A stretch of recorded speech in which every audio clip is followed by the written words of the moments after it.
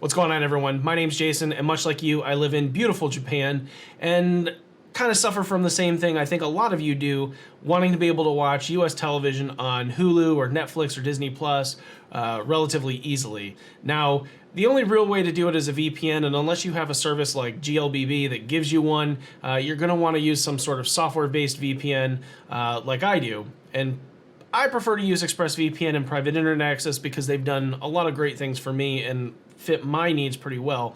But I asked all of you what you use, and I got a great number of responses on what everyone uses. And that list, I'm going to look at my notes, includes ExpressVPN, IPVanish, MullVAD, NordVPN, PIA, or private internet access, StrongVPN, and Surfshark. Now, I know I've received some inputs after I did all my testing for like Hotspot Shield and stuff like that. Unfortunately, I just didn't get a chance to test them. I do want to give a couple of notes before we get into the details and say that I do pay for ExpressVPN and I do pay for private internet access because those are two services that I use. MullVAD, IPVanish, Strong, NordVPN, and Surfshark all gave me 7 to 30-day free trials of their service so that I could do as much testing as I wanted, and I really appreciate all their inputs and their assistance in doing that. So I thank them profusely for that because it saved me a lot of money. So let's go ahead and get into it and see what the results showed us. Okay, so this is all of the data cables that run from Japan to the rest of the world. I've focused only on the ones that go to the United States because that's what we're most interested in. Now, why is this important for VPN testing? Well, it really kind of isn't, but it's important to kind of lay out how the whole internet thing works and why we're seeing some of the numbers we see. So if you look here, you'll see that we've got all of these lines here that are going all the way from Japan across the ocean to the United States. And you can see some come from northern Japan, some come from here, which is right around where we are near Tokyo, and they all terminate into different areas like I think that's San Diego, this is Los Angeles, this is probably like San Jose area, this might be Seattle, or I'm sorry, not Seattle, that might be San Francisco, maybe this is San Francisco, this is Portland, and like this is Seattle area up in here. So this becomes important because when we're testing VPNs, we want to try and keep everything relatively close. So all of our start points are right around here. And what I've done in my testing, just to make sure that everything is like comparing apples to apples, if you will, is I set all my VPNs up. Let's pretend this is San Francisco. All my VPN endpoints are in San Francisco. So that way, whatever my path is should always be the same. Whoops, there you go. Down to San Francisco. So now we've got VPN 1, 2, 3, all the way up to, I think we did 7 total, all located here in San Francisco. And why that's important is because we're basically going to be testing along the same path. We're going to minimize the number of variables we possibly can when we're doing this testing. Now, why that becomes important is if you have your VPN, let's say this is your VPN here, we'll just say V, and then your speed test site is over here. This is, say, San Fran. This is also somewhere in San Fran. The distance here to here is going to be the same as if you have another VPN in San Francisco. It's going to want to choose the same speed test server close by so that way, once again, we can minimize everything. Now, I will tell you that when I had all my speed test stuff set up, it just went to the closest speed test server that it could find, because that's the way these sites work. It wants to go to the closest speed test server so that it gives you the best possible score that it can. Just like when we do it here in Japan, in JCOM, it went from here in Yokosuka up to Tokyo and back, which is very close. So that's how we minimized everything. First, all the VPNs that we logged into were in the San Francisco or San Jose area, and I think they were all San Francisco. Maybe one was in San Jose, I don't remember which, so that we minimized the variance there. And then just to kind of make everything equal, I figured that most people, when they set their VPNs up, they're going to go ahead and install the software, choose their city, and hit go. Least amount of configuration, and it's going to apply to the most people out there. There's some of the softwares for these VPNs that let you do a lot of tweaking and a lot of setting manipulation to adjust all the different types of connections and whatnot. But I figured that's far beyond the scope of what you and most average people are going to do. So I just set it up so it's log in, hit connect, and go. We're connected to San Francisco. So that's how we minimize the variance. All of our VPNs, all based in San Francisco servers. All of the speed tests, we let them choose automatically which server they wanted to do because that was going to give us the highest speed for everybody. Okay? All right. So let's get into the data and let's see exactly what it means. Okay, this was, I just wanted to show you this because this is my testing method for all 10 runs of these VPNs I did. You can see I had fast.com up, I had speedtest.net and speedcheck.org up, and I had a spreadsheet open in the background that I was plugging the data into. Now, to make this competitive, I had to run all 10 tests back to back to back, one at a time. So I'd run one on fast, wait for it to finish, then I'd run one on speedtest.net and wait for it to finish, and then I'd do it on speedcheck.org and wait for that to finish. That way I got a good set of data that I could use across all three, all in about the same time period. Okay, for my 24-hour stress tests, I did one on every single VPN. I had computers hooked up all over my house, plugged in, hardwired to my network so that I could keep everything as consistent as possible. So to set a baseline, let's look at JCOM and see exactly how well it performed. On average, I was seeing sub 5 millisecond pings, download speeds well over 800 megabits per second, and upload speeds averaging about 560 megabits per second, of course, completely dependent on time of day. As you can see, the gray bars in all these cases are upload, and with JCOM you can see that there were some dips in the afternoon. I suspect that's when people were coming home and maybe streaming out to Twitch or YouTube, which was bringing the bandwidth down a little bit. But you can see that the latency, that very, very small blue bar at the bottom, was rock solid, and the download speeds were rock solid as well. Okay, now on the second bit of testing I did, recognizing that there could be some bias in speedtest.net, I actually checked this against 3 different services that tell you your internet speed. First was speedcheck.org.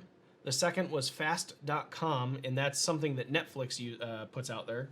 And then the third is speedtest.net. Now, I only did 10 samples, about 8 o'clock to 10 o'clock at night for each of the services in question, just to make testing a little bit easier and get a representative sample of when I figured most people were going to be slamming the VPN from here in Japan, because that's prime time for viewing television.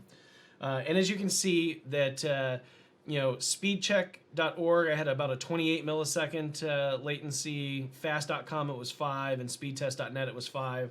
And then as you look at your upload and your download bars, speedcheck.org said my upload was far lower than both fast.com and speedtest.net. But if you look at the download speeds, they were all pretty close to each other, over 800 megabits per second, which is pretty good for a gigabit connection. So what I did is I took all of that data and averaged it together, and you'll see that my average ping was 12 milliseconds, my average download speed was 833 megabits per second, and my average upload speed was 428 megabits per second. And again, I ran 10 tests on each service all about the same time and let everything kind of auto-detect for which server to do the speed testing on to minimize variation and maximize throughput. And you're going to see this is common through all of the testing that I've done.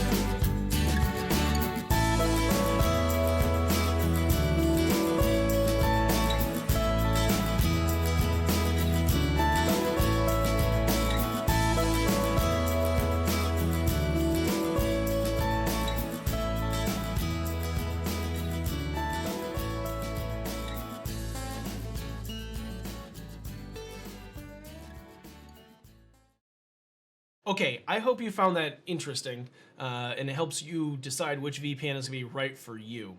Now, there are a lot of ways you can use the VPN. You can install it as software on your computer, or you can embed it right into your router and just have all of your devices go through it. I have some specific thoughts about the latter suggestion. Don't do it. I don't like the idea of taking my gigabit internet that I pay for and throttling it down to 200 or 300 megabits per second roughly, because it's convenient for streaming.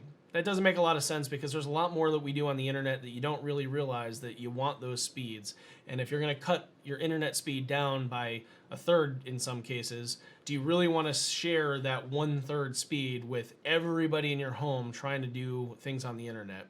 A better approach, in my opinion, would be to put the software on the device or setup that you want to use it on and only use it there when you're streaming content, because that's really what we're all using the VPN here in Yokosuka for. Unless you're using it for privacy concerns and ads and stuff like that, then maybe going through the router is appropriate, but I think that's a probably small fringe case of users out there. And there's better ways to do that using things like Pi-hole and stuff like that. So let's talk about nuts and bolts here. I'm going to put up on the screen some comparisons between everybody so that you guys can see what's going on. The best in class for download speed was NordVPN on the 24-hour stress test. Again, let's keep that with a grain of salt because these stress tests are run on speedtest.net and there's a little bit of concern with the quality of that data, but when all things are compared equally using that in San Francisco from Yokosuka, NordVPN had the highest download speed at just over 400 megabits per second. The highest upload speed was actually MullVAD VPN at 289.97 megabits per second. So if you want to run your VPN and you're more concerned with things that you're uploading, MullVAD might be the best choice for you. Overall, the 24-hour stress test showed that StrongVPN was the worst performer. Now, our 10 cycles test that we did across FAST, speedtest.net, and speedtest.org showed differently. So I think that we may have just gotten unlucky when we tested our StrongVPN that day because the 24-hour stress test didn't really jive with what we saw on our 10-run speed test through the 3 sites independent. So keep that in mind. Now, that being said, StrongVPN had the lowest latency over all of them, so I think there could have just been some fluke in the data that day, and I just wasn't able to rerun it before making this video. Now, let's talk about price. The lowest monthly cost of all of these is IPVanish at only $5 a month. They let you use 10 devices for $5 a month if you only want to do a month-to-month plan. That might be a pretty good deal for you. Now, let's say you want to do a 6-month plan. I think then MullVAD is going to be your best bet because all of their plans are the exact same price. They're like €5. Converted to dollars, it's about $6.11. But the downside is you can only use it on 5 devices at a time per account. Okay, if you're going to go with a 12-month plan, then IPVanish and PIA are going to be your best bets at $3.33 a month. That's just amazing price. And both of those let you use it on 10 devices at a time. And then last but not least, if you're going to go for a full 2-year contract to save the most amount of money, Surfshark is your best bet at $2.49 a month if you sign up for that 2 years, and it lets you use it on unlimited devices. So that's a pretty good deal. Ultimately, I think that NordVPN was the best performing for what we would consider more important in download. It only throttled my gigabit internet to about 48% of its original speed. And then MullVAD was probably the best when it came to upload because it only gave me a throttling of 52% of my upload speed as compared to no VPN. So those are the top 2 performers as relative comparison to JCOM without a VPN. So, consider that too. There's a lot of things to consider when you're weighing out your options. And I hope that just understanding what I was able to come up with, download tests independent of the actual companies doing it and providing you the data, helps provide a little bit more insight into your ultimate decision on what VPN you choose to use while you're out here. If you like this, great, give me a thumbs up and hit that subscribe button, I guess. I don't do a lot of videos anymore, but sometimes I do, and I do crazy stuff with technology sometimes that you may find interesting.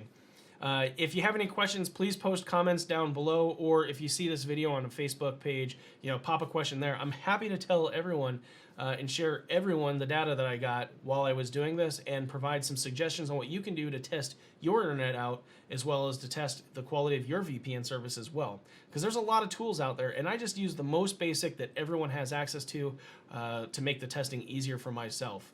So I appreciate you guys listening in, and I'll catch you later. Thanks.